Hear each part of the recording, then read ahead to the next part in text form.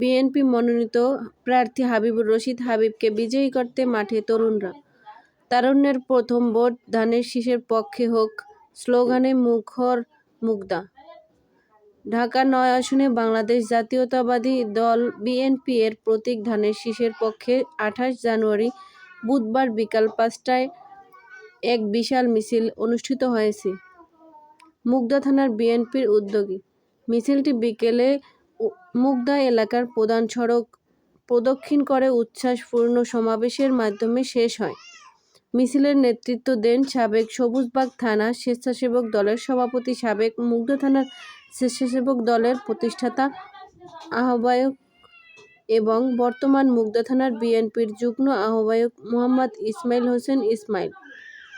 মিছিলে যুবদল, স্বেচ্ছাসেবক দল, ছাত্রদল সহ বিএনপির বিভিন্ন অঙ্গ ও সহযোগী সংগঠনের নেতাকর্মীরা অংশ নেন। সমাবেশে বক্তব্য বলেন মুগদা থানার বিএনপির যুগ্ম আহ্বায়ক মোহাম্মদ ইসমাইল হোসেন। আরও বলেন,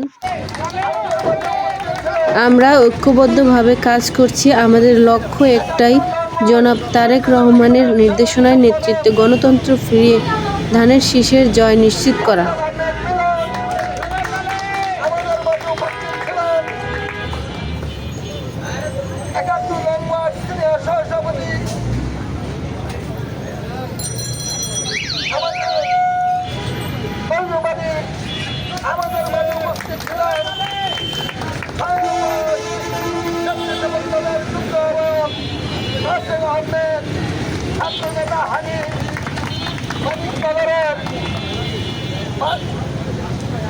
আশিক মাদক বাপ্পি সহ সকল নেতৃবৃন্দকে জানাই রক্তিম শুভেচ্ছা অভিনন্দন। আমাদের নেতা তারেক রহমান বলেছেন, তাজ্জুদ নামাজ পড়ে আমাদেরকে ভোট কেন্দ্রে হাজির হতে। ইনশাল্লাহ আমরা ধানের শীষকে জয়যুক্ত করার জন্য আমরা ভোট কেন্দ্রে তাজ্জুদ নামাজ পড়ে ফজরের নামাজ ভোট কেন্দ্রের সামনে করবো ইনশাল্লাহ।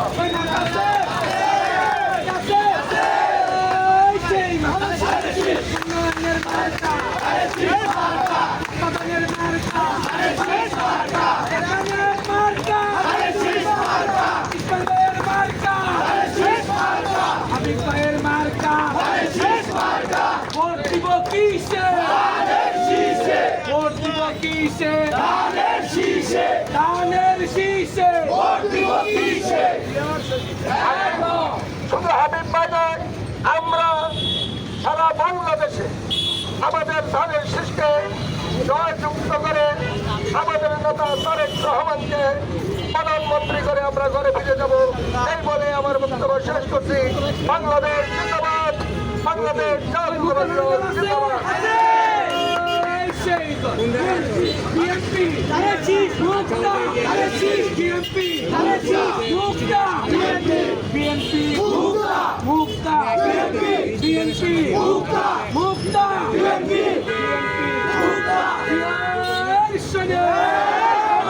আমরা ভিডিও করি না মুগদায় ভাই দাঁড়ান।